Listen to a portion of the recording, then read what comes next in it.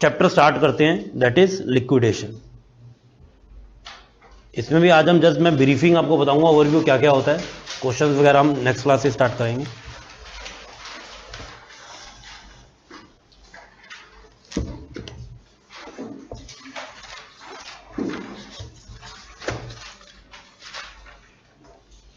देखो लिक्विडेशन का मीनिंग क्या होता है, कुछ भी अभी ऐसा लिखने की जरूरत नहीं है। लिक्विडेशन का मीनिंग होता है winding up of the proceedings. कोई भी आप बिजनेस कर रहे हो उसका वाइंड अप करने का जब टाइम आ जाता है, that is known as liquidation.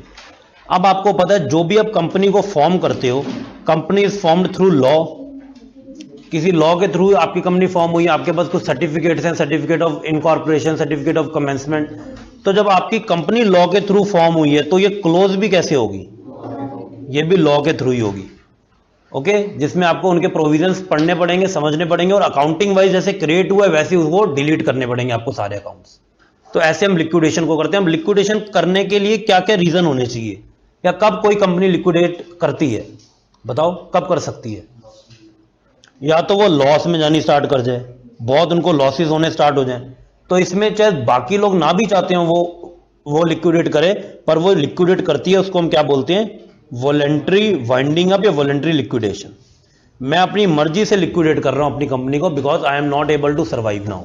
इतने लॉसेज हो रहे हैं, मेरी जो बाकी कंपनीज हैं उसके भी लॉसेज यहां पर, प्रॉफिट यहां पर यूज हो रहे हैं, तो मैं उनके भी बिजनेस थोड़ी खराब कर सकता हूं। कई तो कंपनीज ऐसे सर्वाइवल करती हैं अपने, जो स्टार्ट करते हैं किसी वेंचर को, बट काफी हद तक अगर वो लॉस बढ़ते ही चला जाए तो इट्स नॉट पॉसिबल कि आप उसको और भी टाइम तक लेके चलो। और अगर कोई पहले ही बिजनेस कर रहा होगा, वही लॉस मेकिंग होगा, तो वो तो उसको फटाफट बंद कर देगा, वाइंड अप कर देगा। तो एक तो ये रीजन हो सकता है, और बताओ क्या रीजन होंगे? Non compliance of loss. कुछ ऐसे लॉस थे जो आपको कंपनी को फॉर्म करते वक्त फॉलो करने थे, जो आपने नहीं फॉलो किए, जिसकी वजह से आपको नॉन कंप्लायंस की वजह से वाइंड अप करने पे फोर्स कर दिया जाएगा। ओके, जैसे एनुअल रिटर्न्स फाइल करनी होती है लास्ट 3 ईयर्स की, अगर आप नहीं करते, या और भी लीगल प्रोविजंस को अगर आप फॉलो नहीं करते, then you are suppose to wind up your all proceedings. और बताओ क्या हो सकता है? इलीगल बिजनेस कर रहे हो, अनलॉफुल बिजनेस कर रहे हो, तो इसमें वाइंडिंग अप प्रोसीडिंग्स भी कौन जनरेट करता है? कोर्ट। यस, तो ये बोलते हैं कि winding up by court proceeding हुई है। ठीक है, it is winding up through court. Court ने आपको वाइंडिंग अप के ऑर्डर दिए, because your business is suppose to be unlawful. किसी एक पर्सन ने ऐसी पिटीशन दे दी, कोर्ट सेटिस्फाई हो गया, उस पर जजमेंट आई कि अब आपका बिजनेस वाइंड अप होगा, तो दैट तभी भी आपको वाइंड अप करना पड़ता है। और any other case, take over के अंदर ऐसा वाइंडिंग अप नहीं होता, टेक ओवर एक डिफरेंट एरिया में लेकर चला जाता है, वो भी हम अमेलगमेशन के टाइम पे ज्यादा पढ़ेंगे। टेक ओवर, मर्जर, वो क्या एक्विजिशन वगैरह क्या होता है वहां पर पढ़ेंगे, उसमें जरूरी नहीं होता कि आपको वाइंडिंग अप ही करनी होती है। और बताओ, देखो कभी कभी हम एक कंपनी को फॉर्म करते हैं फॉर अ स्पेसिफाइड पीरियड, एक प्रोजेक्ट के लिए कंपनी बनी थी। ओके, एक पर्टिकुलरली पीरियड के लिए बनी थी, जैसे आपने ज्वाइंट वेंचर वगैरह में भी पढ़ा होगा, पर्टिकुलरली वो वेंचर कंप्लीट हुआ तो ऑटोमेटिकली वो प्रोजेक्ट के साथ वो कंपनी भी क्या हो जाती है, डिसॉल्व हो जाती है, वाइंड अप हो जाती है। तो अगर ऐसा होता है, कुछ specified time period gets overlaps हो जाता है, या वो प्रोजेक्ट कंप्लीट हो जाता है, या तो टाइम पीरियड बेस्ड आपने बनाई थी कि कंपनी पर्टिकुलरली 3 ईयर्स के लिए बन रही है, तो 3 ईयर्स जैसे कंप्लीट होंगे आपको उसको वाइंड अप करना पड़ेगा। अदरवाइज अगर वो कोई प्रोजेक्ट बेस्ड कंपनी थी, वो प्रोजेक्ट ही कंप्लीट हो गया, तो भी आपको वो वाइंड अप करना पड़ेगा। जनरली आती ये भी वॉलंटरी वाइंडिंग अप की कैटेगरी में ही है, क्योंकि आप खुद वाइंड अप कर रहे हो, पर एक्चुअल में जो आपने जब उस कंपनी को क्रिएट किया था, तब आपने उसके एग्रीमेंट और सारे डॉक्यूमेंट्स में लिखा होगा कि this is for that time only, तो आपको वो भी वाइंडिंग अप करनी पड़ेगी। ओके, कंपनी तो वाइंड अप अब हो जाएगी, एज पर लॉ क्रिएट हुई थी, और एज पर लॉ वो बंद भी हो जाएगी। आपने सुना भी होगा, even a hydrogen bomb can not deplete a company. एक हाइड्रोजन बॉम्ब भी किसी कंपनी को बंद नहीं कर सकता, बिकॉज कंपनी किसी तरह दूसरे तरीके से क्रिएट नहीं हुई, वो लॉफुल मैनर से क्रिएट हुई है, तो उसको आपको वैसे बंद करना पड़ेगा। तो अगर हम अब कंपनी को वाइंड अप करेंगे, तो अगर अब मैं अकाउंटिंग बेसिक की आपको बात बताऊं, हमारी जो बैलेंस शीट होगी still at the time of winding up कुछ तो शो कर रही होगी। हमारे ऊपर बड़ी सारी हमारे ऊपर लाइबिलिटीज होंगी, और कुछ हमारे पास एसेट्स भी होंगे। ओके, एसेट्स भी तो होंगे लास्ट डे तक भी, जब भी अगर हमने वाइंड अप नहीं भी किया, तो क्या मैं इन लाइबिलिटीज को, इनको बिना पे ऑफ करे वाइंड अप करके भाग जाऊं? Is it possible? नो। तो इनकी जितनी भी अलग अलग सोर्स से मेरे पास लाइबिलिटी है, जहां से भी मैं और मैं पैसे इकट्ठे कर सकता हूं, मेरे को क्या करना पड़ेगा, इनको पेमेंट्स करनी पड़ेगी। Okay, this is all about winding up procedure liquidation, कि आप कैसे कैसे उनको पेमेंट्स करते हो। ओके, अब पेमेंट के लिए अलग अलग पैटर्न्स आपको फॉलो करने होते हैं, अलग अलग पैटर्न्स एंड प्रायोरिटीज जो एज पर लॉ में लिखे हुए हैं। किसी किसी जगह पे तो पेमेंट्स की लायबिलिटीज हैं पेरी पैसो क्लॉज के हिसाब से। ये आपने वर्ड पढ़ा कभी? क्या होता है? सबकी लायबिलिटी इक्वल लेवल पे है, कोई भी किसी के ऊपर प्रायोरिटी बेस पे नहीं होता, उसको बोलते हैं पेरी पैसो। या फिर आप ऐसे भी समझ सकते हो, एक लेवल पे ये सारे जितने भी हमारे ऊपर हमको पेमेंट करने जितने भी डेट हैं, ये सारे लोग एक पेरी पैसो लेवल पे वर्क कर रहे हैं। तो इसमें हमको क्या करना पड़ता है? इसमें हमको जितना भी अमाउंट होता है एज पर देयर लायबिलिटी हम उसको प्रोपोर्शनेट बनाते हैं, इक्वल नहीं दे देते। फॉर एग्जांपल मान लो 5 लोग हैं जिनको आपको पेरी पैसो लेवल पे पेमेंट करनी है, एक को आपने 5 लाख देने, एक को 4 लाख, एक को 3 लाख, एक को 2 लाख और एक को 1 लाख, और आपके पास है 1.5 लाख रुपए। बताओ कैसे करोगे? क्या डिवाइड बाय 5 करके 30-30 हजार रुपए बांट देंगे? नो, हम उसको उस हिसाब से प्रोपोर्शनेट करते हैं, उसको पेरी पैसो बोलते हैं। एंड नॉट लाइक दैट कि इक्वल बांटना है, उसको पैरेलल बोलते हैं। नो, आपको प्रोपोर्शनेट देने हैं, जिसका ज्यादा लायबिलिटी बनती है उसको उस हिसाब से प्रोपोर्शनेट, एंड अल्टीमेटली उस हिसाब से वो डाउन होता चला जाएगा। तो ये एक अलग से क्लॉज है जो हमको पढ़ना पड़ता है। इसके साथ कुछ अलग अलग अकाउंट्स प्रिपेयर होते हैं जो हमको एज एन अकाउंटिंग बनाने पड़ते हैं, जिसमें एक अकाउंट होता है जिसको हम बोलते हैं liquidator statement of account. Liquidator कौन होता है? जो लिक्विडेशन कराता है। जैसे आपने पार्टनरशिप के डिसोल्यूशन में पढ़ा होगा, वहां पर एक रियलाइजेशन अकाउंट बनता है। तो रियलाइजेशन अकाउंट बनता है तो साथ में कुछ रियलाइजेशन इवेंट के एक्सपेंसेस भी हो सकते हैं। ओके, ऐसे यहां पर लिक्विडेटर जब वो सारी चीजें करवाता है तो हम उसके भी देखते हैं कितने एक्सपेंसेस है और उसको भी टेक इनटू अकाउंट करते हैं। ओके, अब एक चीज और बताओ, जो हमारी बैलेंस शीट में बुक वैल्यू होती है किसी भी चीज की, कोई भी एसेट की, से डेटर्स की, ओके, या फिर कोई भी व्हीकल की, कोई लैंड एंड बिल्डिंग की, इसकी क्या बुक वैल्यू रेलेवेंट होनी चाहिए eight the time of liquidation, और हमको इसकी कुछ रिलाइजेबल वैल्यू पता होनी चाहिए। ओके, तो यहां पर बुक वैल्यू का कोई भी काम नहीं बचता, सारी चीजें किससे कैलकुलेट होती हैं? Expected realisable value, because ultimately now you have to pay off to everyone, आपको हर चीज पे करनी है। तो इट इज नॉट, ये कोई पक्का नहीं है कि आपको बुक वैल्यू पे सारी चीजें रियलाइज हो जाएंगी। तो एक्सपेक्टेड रियलाइजेबल वैल्यू क्या है, हम उससे उसको चेक करते हैं। ओके, और भी बड़ी सारी चीजें, जैसे कुछ कुछ आपकी एसेट्स ऐसी हो सकती हैं जो स्पेसिफिकली प्लेज्ड होंगी। स्पेसिफिकली प्लेज्ड, स्पेसिफिकली प्लेज्ड का क्या मतलब होता है? प्लेज का मतलब आपने किसी के एसेट के थ्रू ही वो लायबिलिटी को जनरेट किया है, मतलब आपने वो एसेट गिरवी रखवाई हुई थी तभी वो लायबिलिटी या लोन आपको मिला है। तो जब आपने वो चीज रखवाई हुई थी तो सबसे पहले ये एसेट किसको पे ऑफ करने के लिए काम आएगी? उस लायबिलिटी को। कॉमन सेंस, आप ऐसे थोड़ी कर लोगे, जनरलाइज कर रहे हैं हम तो हम सब कुछ। आपने जब प्लेज भी करी थी, it is of no use, फिर प्लेजिंग का बेनिफिट ही क्या हुआ? तो आपने अगर पर्टिकुलरली बैंक से लोन लिया है और आपने उसके लिए अपनी लैंड एंड बिल्डिंग प्लेज करवा दी है, तो सबसे पहले वो लैंड एंड बिल्डिंग किसके लिए यूज होगी? To pay of that bank loan. और जनरली ऐसे होता है कि जो आपके पास एसेट प्लेज होती है उसका अमाउंट कई बार ज्यादा भी रियलाइजेबल हो सकता है, बिकॉज बैंक अपनी जो कलेक्ट्रल सिक्योरिटी आपके पास रखवाते हैं वो थोड़ी ज्यादा अमाउंट की होती है। तो उस केस में जितना अमाउंट और रिकवर हो जाएगा उसका हम क्या करेंगे? उससे हम बाकी लायबिलिटी पे करेंगे। देखो, बिल्कुल जनरल कॉमन सेंस वाला चैप्टर है, जो कोई भी पर्सन सोचेगा तो करेगा, और वही हमको भी करना है। ओके, तो जो हमारा अमाउंट और रिकवर्ड हो जाएगा, ओवर रिकवर्ड, वो हम किसके लिए यूज करेंगे? To pay of other liabilities. Okay, चलो इसको स्टार्ट करते हैं, फिर लिखना। हेडिंग डालो liquidation of companies.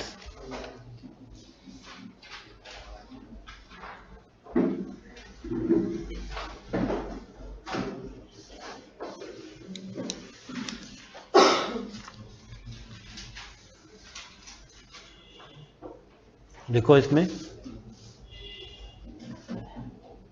Liquidation means winding up of a company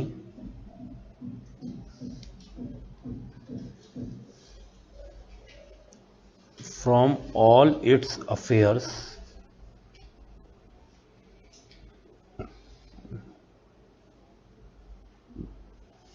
due to certain reasons.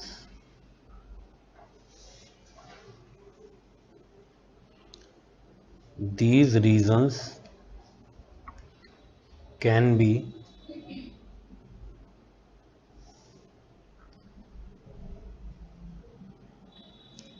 inability to pay debts। आप इनेबल हो डेट्स को पे करने के लिए, फ्यूचर में जो भी आपके डेट्स बन रहे हैं आप उनको पे नहीं कर पा रहे, तो that means you are required to liquidate. Second, voluntarily winding up.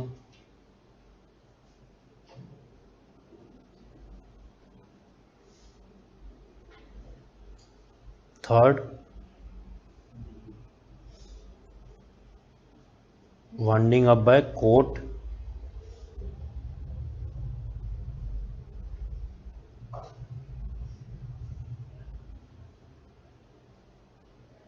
Fourth, business running in losses.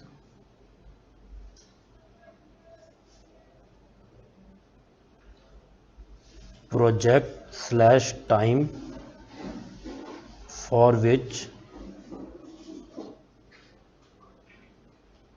company was formed gets over.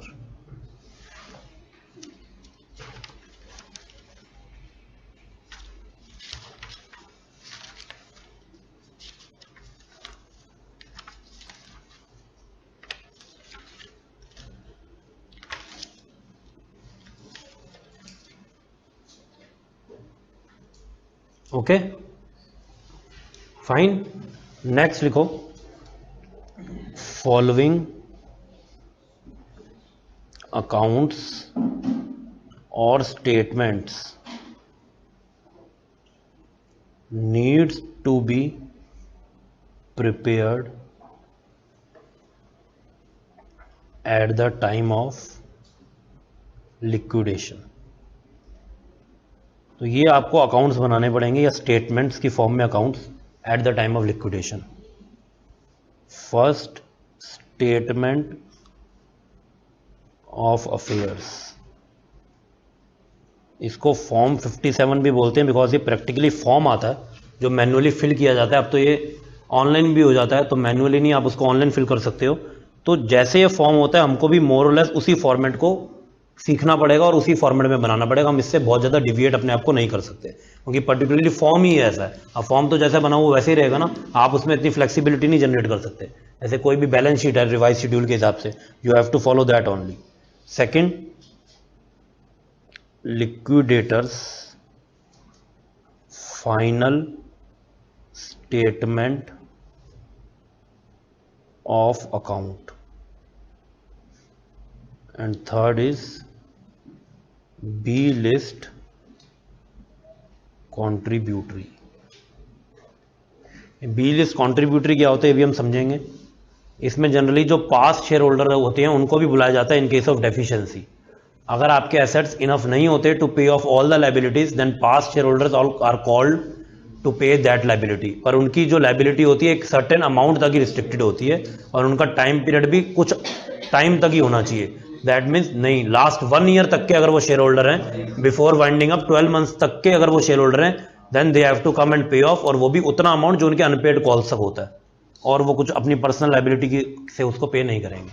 Fine, चलो फॉर्मेट बनाते हैं. सबसे पहले हम स्टेटमेंट ऑफ अफेयर्स का, और इसको बनाते बनाते सीखेंगे.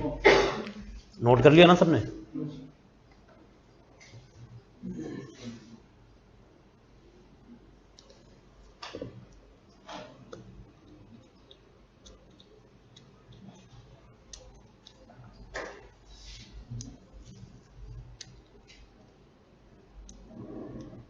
ओके,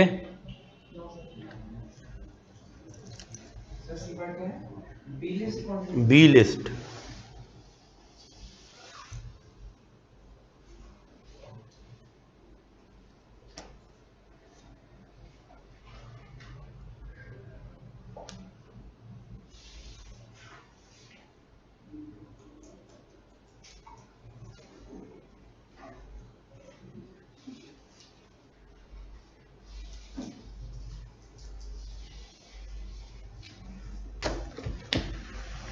लिखो first, statement of affairs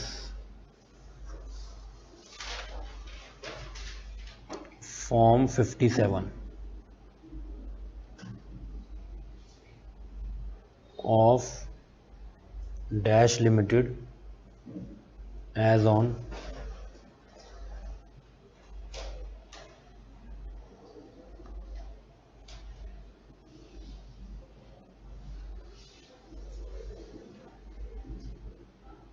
particulars estimated realization।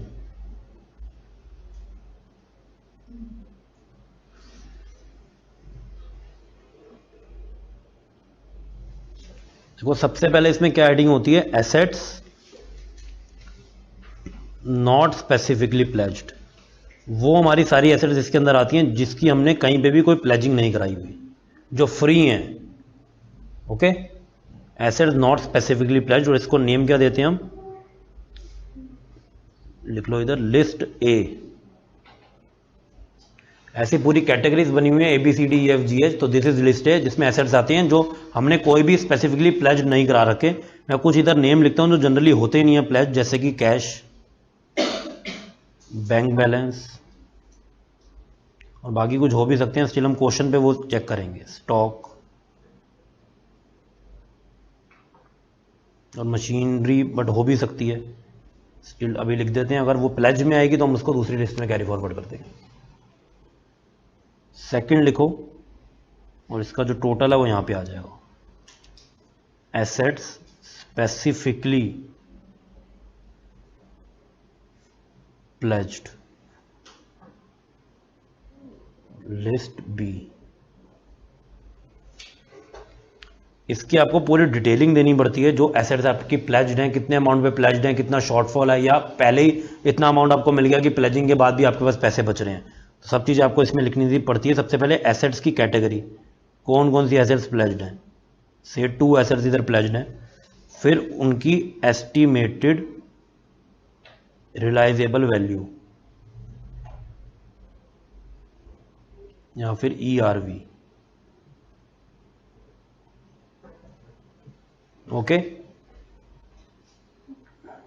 इस पे आपने कितने का लोन लिया हुआ है, और अगर रिलाइजेबल वैल्यू एक्सीड करती है लोन से तो सरप्लस हो जाएगा, अदरवाइज डेफिशिएंसी।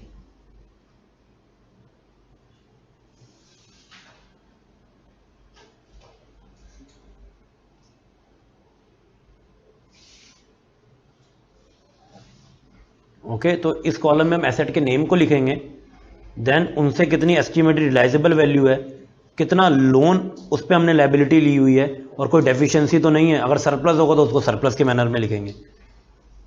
ओके, इसके बाद सरप्लस को हम बाहर लिख देते हैं जनरली। इधर भी तो देखो अमाउंट के ऊपर, इस पर तो कोई हमारी कोई लायबिलिटी नहीं है, ये तो सारी हमारी एस्टिमेटेड रिलाइजेबल वैल्यू इसके अंदर आएंगी, ये भी तो बाहर ही आ रहा है, तो इसको भी हम यहां लिखते हैं। देखो हमारा करने का पर्पस क्या, फॉर्मेट बहुत ठीक बना हुआ है।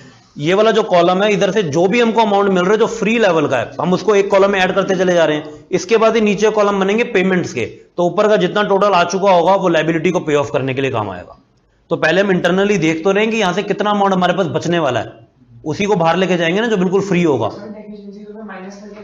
यस यस यस, वो बाहर माइनस करके लिखेंगे, ताकि फिर हम देखें नेट में कितना बचा, वो सेट ऑफ कर देगा ना उससे। ठीक है, सेट ऑफ तो आपने पढ़ा भी होगा टैक्स वगैरह में। तो ये वाला अगर अमाउंट मान लो नेगेटिव चला गया और उधर हमारे पास रिलाइजेबल वैल्यू पॉजिटिव ही होनी है, तो जितना भी नेट पॉजिटिव होगा वो हमारा पेबल के लिए काम आएगा। और एट लास्ट अगर सबकी पेमेंट्स नहीं भी होती तो लास्ट में भी नेट क्या हो जाएगा, डेफिशिएंसी हो जाएगी। ओके, उसके बाद देखो, इसके बाद हम इसकी दोबारा से डिटेल देते हैं। इसको लिखो ग्रॉस समरी। देखो ये फॉर्मेट, इसमें आपको कई चीजें लगेंगी रिपीटेटिव हो रही है, बट हम ज्यादा कुछ नहीं कर सकते, हमको वो एज इट इज फॉर्मेट को ऑप्ट करना ही पड़ेगा। Assets not specifically pledged. हम देखो इसमें कौन सी फिगर आएंगी, ये वाली फिगर यहां से उठ के यहां आ जाएगी बस। और एसेट स्पेसिफिकली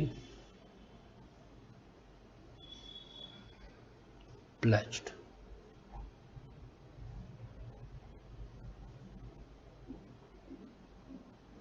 टोटल, तो अगर इनका कुछ सरप्लस आएगा तो उसको हम इधर लिख देंगे, सरप्लस।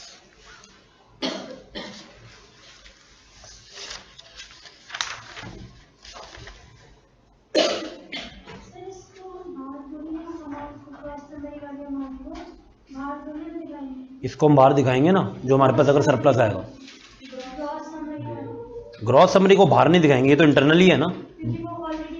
यस, उसका तो हमने यहाँ पर सारा डाटा ले ही लिया ना, ये तो बस दिखाने के लिए होती है क्योंकि फॉर्म में ऐसा है। उसके बाद वो दोबारा से उधर कॉलम बने हुए हैं कि आप समरी में भी बताओ कि आपके प्लेज कितने थे और नॉन प्लेज कितने थे। That's when. तो इसका कोई मतलब है बताओ आप, कुछ भी इसका सेंस नहीं बनता, स्टिल हमको लिखना जरूर पड़ेगा। आप देखोगे तो फॉर्मेट में आपको हर जगह दिखेगा। ओके, हम इसको इग्नोर नहीं कर सकते। फाइन। उसके बाद अब हम लाइबिलिटीज को देखेंगे, कितनी हमारी लाइबिलिटीज हैं टू पे ऑफ। देखो एसेट तो हमने सारी ले ली, दो ही चीजें हो सकती हैं, या तो प्लेज्ड होंगी या नहीं होंगी, सारी एसेट उसके अंदर आ गई। अब हमको लाइबिलिटीज देखनी है कितनी पे ऑफ करने के लिए हमारी कितनी एसेट उसको यूज करेंगी। बनाओ इसके column.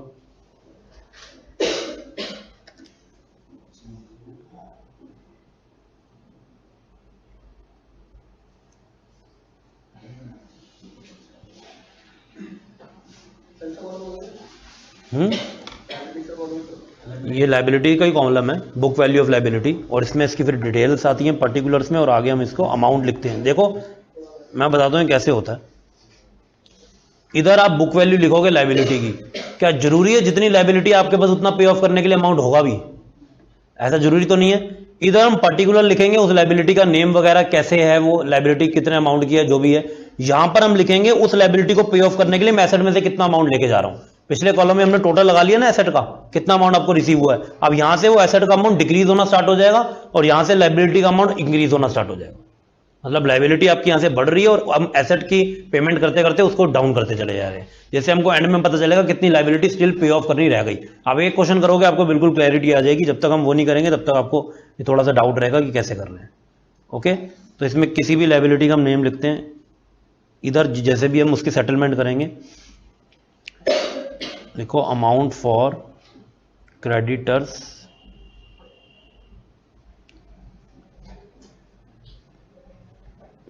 having fixed charges,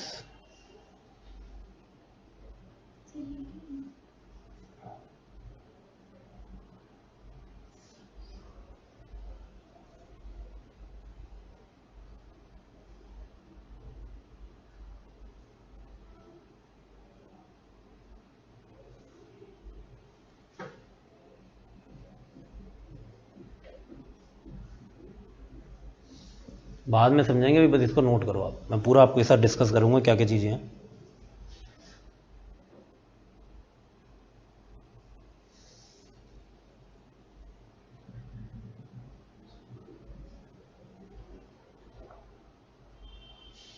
amount for preferential creditors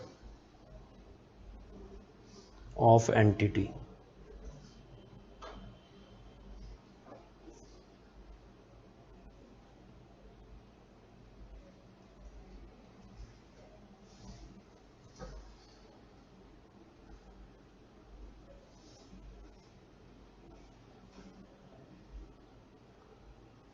amount for creditors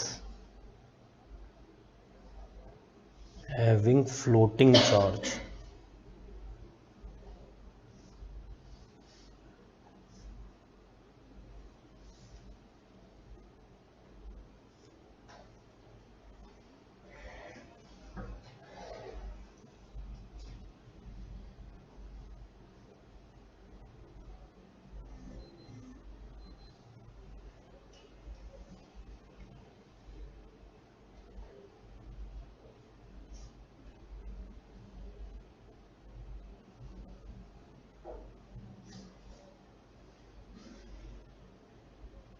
amount for unsecured creditors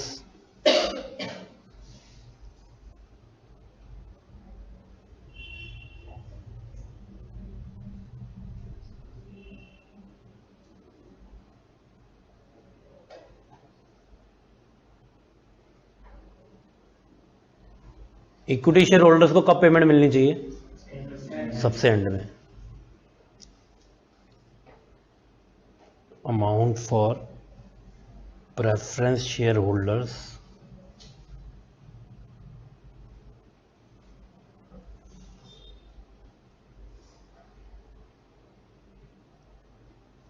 including preference dividend in arrears, list F।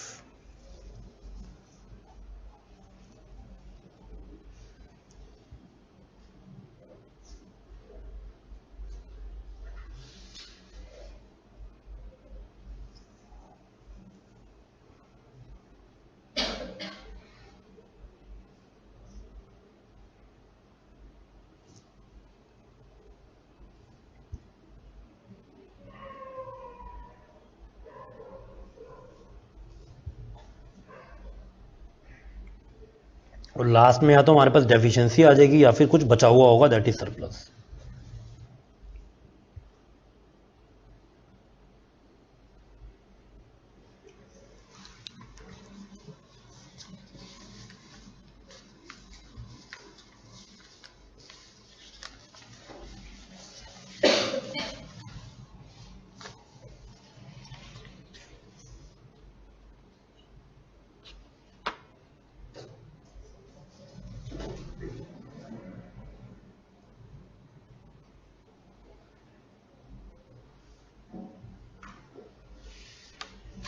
तो क्वेश्चन नंबर 3 देखो, क्वेश्चन के फॉर्म में इसको समझते हैं, पूरी लिस्ट ही उसमें मोरलेस कवर हो जाएगी, आपको हर चीज़ पता चलेगी कैसे किस किस चीज़ को हम लाइबिलिटी के हिसाब से पे कर रहे हैं।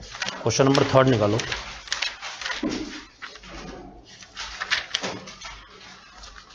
बहुत सिंपल चैप्टर है, कुछ भी नहीं है इसमें, जस्ट आपको ये लिस्ट सारी पता चल जानी चाहिए कि कैसे कैसे हम किस ऑर्डर में इनकी पेमेंट्स करते हैं।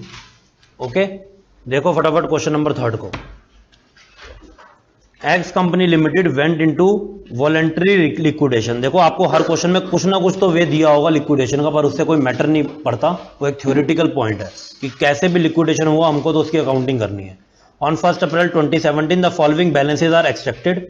कैपिटल है 2,40,000 and then debenture secured by floating charge 150, bank overdraft, creditors, machinery, lease hold property, stock, debtors, investment, cash in and profit and loss account. Following assets are valued as under. अब देखो यहां पर तो हमने जो सारी assets की value पढ़ी थी, दीज आर बुक वैल्यूज। अब हमारे वो कुछ काम की भी नहीं है, हमको कौन सी वैल्यूज देखनी है, ये जो एक्सपेक्टेड रियलाइजेबल वैल्यू है, these are our realisable values. तो मशीनरी की वैल्यू है 180, lease hold property 218, investment 12, stock 6 and debtors 140। अभी हम पे हमको कुछ भी पता नहीं चला कि कौन सी एसेट स्पेसिफिकली प्लेज्ड है, कौन सी एसेट प्लेज नहीं है। आगे पढ़ो। The bank overdraft is secured by deposit of title deeds of lease hold property. तो जो हमने बैंक ओवरड्राफ्ट का बैलेंस एंजॉय किया है, इतनी लायबिलिटी हमने ले ली 54,000, ये कैसे ली है, ये जो लीज होल्ड प्रॉपर्टी है इसको हमने मॉर्टगेज रखवा दिया, तो ये क्या हो गई, एक तरह से एसेट प्लेज्ड, ये स्पेसिफिकली प्लेज्ड हो गई। There were preferential creditors amounting to 3,000 which were not included in creditors of ₹60,000। तो वो कह रहे हैं क्रेडिटर्स का पार्ट है जो 3,000 को प्रेफरेंस में आपने पे करना है, जो इंक्लूड नहीं है इस क्रेडिटर के पार्ट के अंदर, तो ये भी आपको एक्स्ट्रा लायबिलिटी है, you have to pay off. Prepare a statement of affairs to be submitted to the meeting of members creditors. देखो ये जो पूरा स्टेटमेंट ऑफ अफेयर्स होता है, बनाता कौन है, basically liquidator in cognizance with director, उसके साथ बैठ के, और हमको देना किसको होता है, मेंबर क्रेडिटर को, क्योंकि अल्टीमेटली हम उनकी लायबिलिटी उनको बता रहे हैं ना कि अगर किसी को भी उसमें क्वेश्चन रेज करने हो तो वो कर सकते हैं। ओके, ऐसा नहीं होना चाहिए कि किसी की लायबिलिटी अनड्यू जा रही हो और उसको लगता हो कि मेरे को पहले मिलनी चाहिए, तो आप ही उसको बनाते हो और उसको डिस्ट्रीब्यूट करते हो to various member share holders या क्रेडिटर्स को। स्टार्ट करते हैं इस क्वेश्चन को। देखो सबसे पहले फॉर्मेट बनाओ इसका।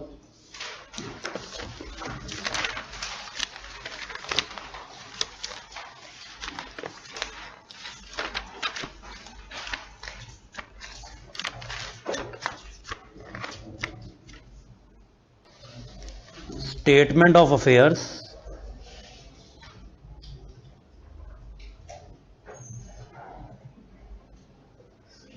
ऑफ कंपनी का name X company limited as on 1 April 17।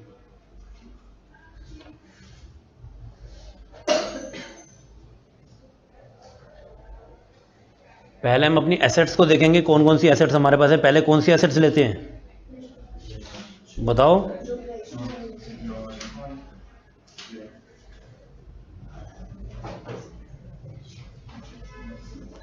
Estimated realisable value in rupees.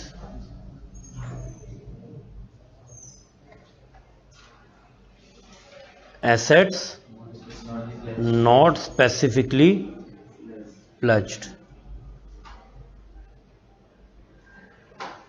देखो ये कौन कौन सी हैं, बैलेंस शीट देखो। मशीनरी, कितना अमाउंट है मशीनरी का, 90,000। Then stock 6,000। Then debtors 1,50,000। एक मिनट, इसकी रियलाइजेबल वैल्यू तो पीछे देखो ना, मशीनरी तो 180 हो जाएगी ना फिर। स्टॉक सेम ही है, ओके। डेटर्स 140 हो जाएगा ना, हमको तो बुक वैल्यू से कुछ करना ही नहीं। ओके, नेक्स्ट देखो इन्वेस्टमेंट्स, इसकी देखो रियलाइजेबल वैल्यू कितनी है, 12,000। Then cash in hand, cash in hand कितना है, इसकी तो कोई रियलाइजेबल वैल्यू होगी नहीं, ठीक है। टोटल लगाओ, देखो कितना अमाउंट हमारे पास एज इट इज हमको मिल जाएगा थ्रू अवर रियलाइजेबल वैल्यू, पे ऑफ करने के काम आएगा। कितना हो गया टोटल?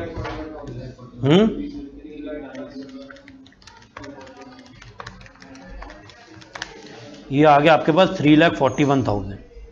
ये तो हमको बिल्कुल एक्सपेक्टेशन है कि अमाउंट रियलाइज होगा और हम इसको पे ऑफ करने के काम आएगा, to pay off all the liabilities. अब हमको नेक्स्ट एसेट स्पेसिफिकली प्लेज्ड के लिए डिफरेंट कॉलम्स बनाने पड़ेंगे।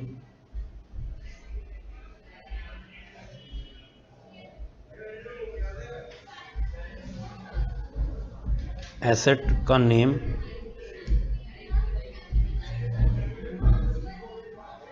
उसकी रियलाइजेबल वैल्यू,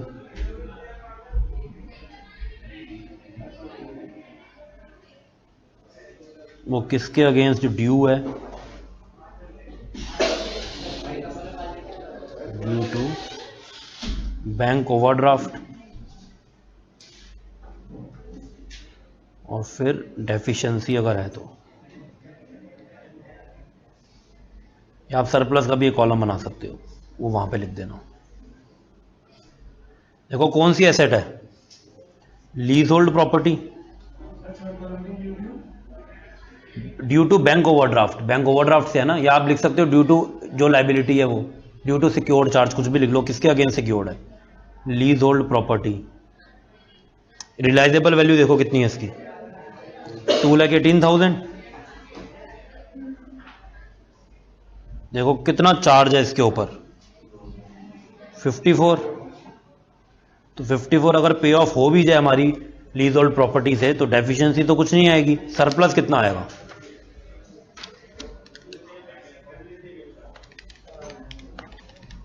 164,000। तो ये आपका सरप्लस यहां पर भी लिख लो और इसको यहां पे लिखेंगे। देखो हमारे पैसे बढ़ने शुरू हो गए ना, पहले हमारे पास 3,41,000 अमाउंट अवेलेबल था, और हमने अपने लीज होल्ड प्रॉपर्टी का भी जो प्लेज वाला अमाउंट था उतना उसमें से सब्ट्रैक्ट कर दिया, और रिमेनिंग यहां से भी हमको 164 एक्सपेक्टेड टू रियलाइज है, ठीक है। इसका टोटल लिखो इधर,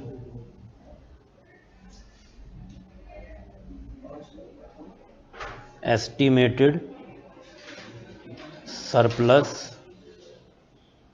फ्रॉम एसेट्स। इसमें दोनों कैटेगरी की एसेट्स आ गई, कितना आ गया, 5,05,000। साथ में हमको क्या करना है, इधर ग्रॉस समरी देनी पड़ेगी, gross summary of assets, okay. Assets specifically pledged, आप इसको वाइसा वर्सा भी लिख सकते हो, कोई बात नहीं, एसेट्स नॉट स्पेसिफिकली प्लेज्ड। तो मैंने पहले प्लेज्ड लिखा, तो प्लेज्ड का अमाउंट कितना है, 2,18,000, and this is 341,000। Total is 5, कितना हो जाएगा, 559,000। तो ये तो हमारे इस फॉर्म का पहला पार्ट होता है जिसमें हमको एसेट्स की पूरी डिटेल देनी पड़ती है, ओके। लाइबिलिटी को तो अभी आप भूल जाओ, पहले इसको बनाना सीखो कि कैसे हम इसको क्रिएट करते हैं। इसमें बस हमको यही करना पड़ता है। दो कैटेगरी हम क्रिएट करते हैं, one is asset not specifically pledged, another is where assets are pledged specifically, और फिर हम लाइबिलिटीज को पे ऑफ करना स्टार्ट करेंगे बेसिकली।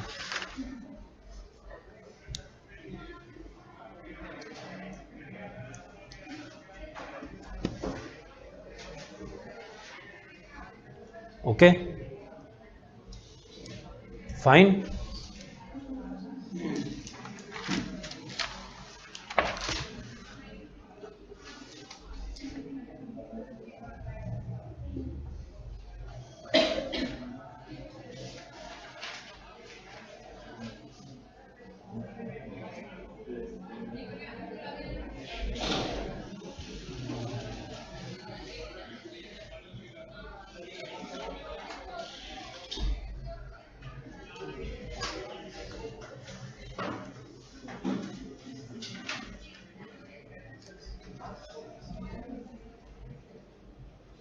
देखो सबसे पहले स्पेसिफिकली प्लेज्ड आपके पास लाइबिलिटीज कौन सी थी? Bank overdraft. कितना amount? 54,000।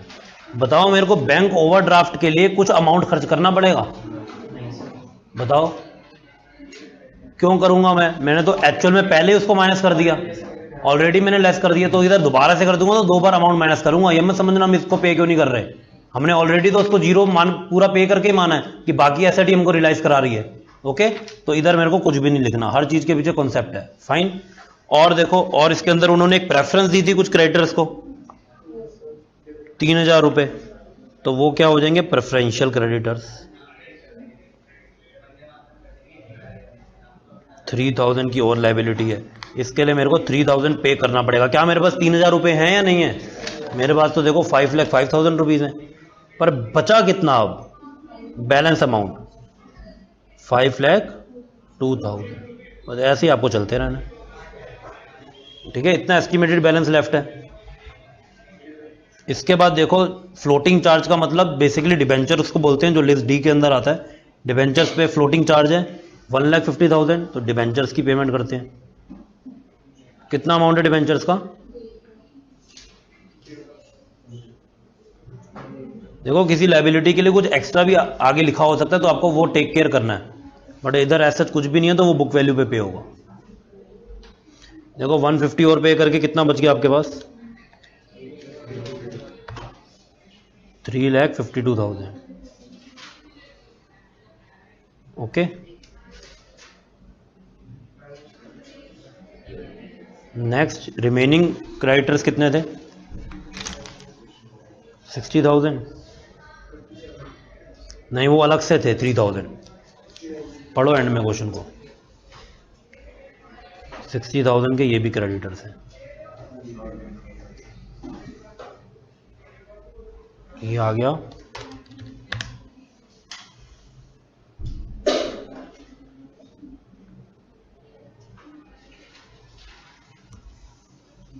Okay, fine. Everything is paid of. अब किसके पैसे बचे? तो देखो उनके कितने अमाउंट है, और इससे पहले पूरी लाइबिलिटी जो आउटसाइड होती है इसका टोटल यहां पे लगाते हैं। वो कितना हो गया? 54,000 प्लस 3,000 प्लस 150 प्लस 60,000।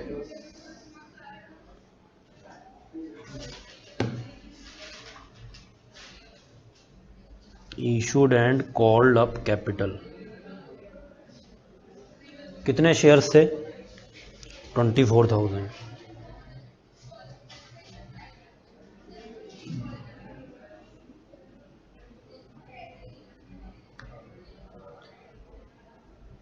तो इसको आउटसाइड लाइबिलिटीज के अंदर नहीं लेते, because generally it is Insiders liability. तो क्या बच गया? सरप्लस या डेफिशिएंसी? कितना? बस अगर ये डेफिशिएंसी होती तो हम डेफिशिएंसी लिख देते। ये आपको अकाउंट बनाने पड़ते हैं for liquidation of company. Yes, और अगर डेफिशिएंसी भी होगी तो उन्हीं पे होगी। यस, लास्ट लेवल पे तो वही बचते हैं ना। ये सब एंड में मेंबर्स का बचा होता है। Members mean equity share holders. तो एक छोटा सा हमने एक अभी अकाउंट सीखा है, ओवरव्यू मैंने आपको दिया लिक्विडेशन में हमको क्या क्या करना है। बाकी भी जो चीजें हैं, लिक्विडेटर स्टेटमेंट